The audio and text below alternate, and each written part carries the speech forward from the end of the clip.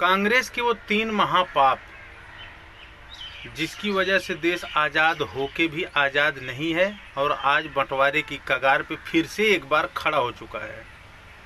दोस्तों, वीडियो पूरा देख लीजिए, पसंद आए तो लाइक कर देना और शेयर भी कर लेना, चैनल को सब्सक्राइब भी कर देना। कांग्रेस की हमेशा से ही मंशा रही है कि एक ही परिवार का शासन देश पे चलता रहे, इसलिए देश को बांट दिया, पाकिस्तान अलग कर दिया ताकि मुसलमान वहाँ पे शासन करे और हम यहाँ पे शासन करें। लेकिन धोखा उन हिंदुओं के साथ हुआ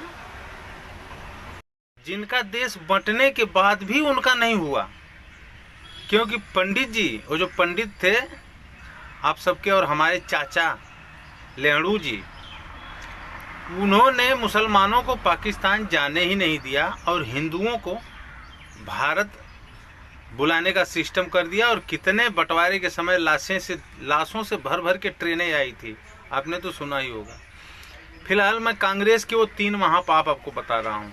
पहला ये कि एक ही परिवार हमेशा सत्ता में बना रहे, इसलिए उन्होंने मुसलमानों की आबादी यहाँ पे बढ़ाने का सिस्टम बनाया ताकि मुसलमान ज़्यादा हों और इनको वोट दें और इस सत्ता में बने रहें। ये था कांग्रेस का पहला महापाप। दूसरा महापाप अब बताने जा रहा हूँ। कांग्रेस ने एक ऐसा सिस्टम बनाया कि जिससे आगे चल के 10, 20, 50 साल बाद कभी अगर किसी कारण से हम सत्ता में नहीं बैठ पाए, उसके लिए उन्होंने सुप्रीम कोर्ट को निशाना बनाया और वहाँ पे ऐसा सिस्टम बना दिया कि एक ही परिवार का जज वहाँ पे बनेगा। अब सोचिए इनकी मानसिकता, एक ही परिवार हमेशा सत्ता में बना रहे और एक ही परिवार हमेशा देश की सबसे बड़ी सुप्रीम कोर्ट, जहाँ से न्याय मिलना चाहिए जनता को, वहाँ भी एक ही परिवार के जज को बैठाना का प्रावधान बना दिया, ताकि अगर हम सत्ता में न रहें तो वहाँ जाएं तो वहाँ हमारे चाचा जी बैठे रहेंगे, हमारे पक्ष में फैसला दे ही देंगे। इसके लिए कभी भी कोई भी केस होता है तो कांग्रेसी लोअर कोर्ट, हाई कोर्ट में नहीं जाते हैं, सीधे सुप्रीम कोर्ट में जाते हैं और 1 घंटा के अंदर उनका काम हो जाता है। किसी को जमानत दिलाना हुआ, किसी चीज़ पे रोक लगाना हुआ, वहाँ से फट से इनका काम हो जाता है, क्योंकि इनके चाचा जान वहीं बैठे हैं। सत्ता में ये नहीं है, लेकिन वहाँ पे व्यवस्था पहले से बनी है, इसलिए एक ही परिवार के सुप्रीम कोर्ट में जज बनने का सिस्टम बना दिया।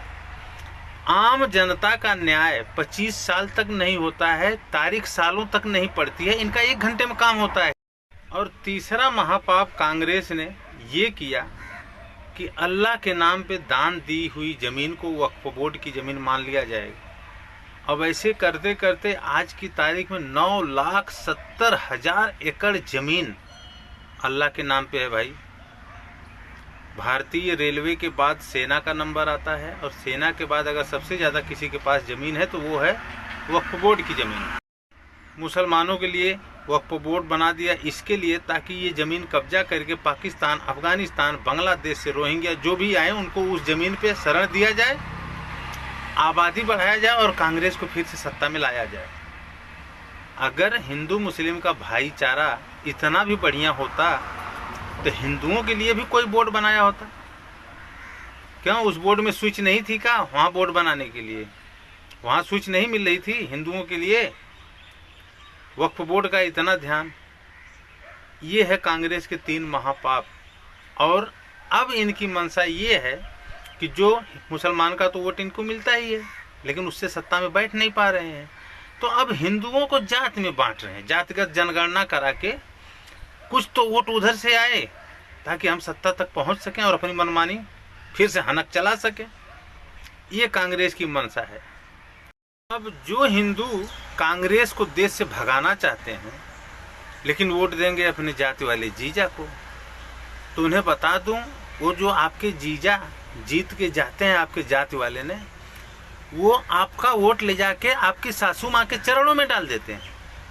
तो इससे बढ़िया उनको क्यों दे रहे हो? डायरेक्ट कांग्रेस को ही दे दो ना। जाति के नाम पे वोट देने का फायदा वही देखो अयोध्या में हुआ है। दलित लड़की से रेप हुआ और दलित ही विधायक सांसद है वहाँ पे, अवधेश पासी डीएनए टेस्ट करवा रहा है दलितों का। कहाँ गई तुम्हारी जय भीम वाली आर्मी?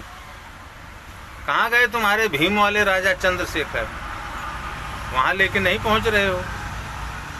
अब न्याय चाहिए तो बाबा से चाहिए, वोट दोगे अपने जीजा जी को, न्याय मांगोगे बाबा जी से।